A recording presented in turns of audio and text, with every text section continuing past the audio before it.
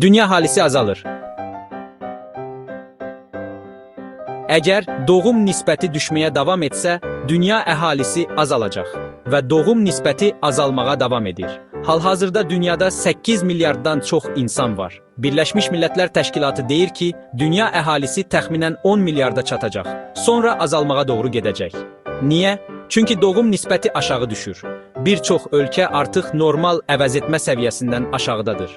Çin, Hindistan kimi ölkələrdə yaxın 10 illiklərdə əhali sayında azalmalar gözlənilir. Məhz bu səbəbdən Çin bir ailə, bir uşaq siyasətindən imtina etdi. Avropada da demoqrafik problemlər var. Demoqrafik böhran yaşayan ölkələrin sayı artır, miqrantlar çoxalır. Bu problemlər sosial xidmətlər və digər sahələrə də öz təsirini göstərir və göstərəcək.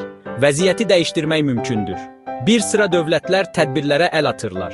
Lakin demoqrafik islahatlar yüksək maliyyə və ictimai tərəfdaşlıq tələb edir. Görülən tədbirlər müsbət təsir göstərsə də, demoqrafik böhranı tam aradan qaldırmayıb.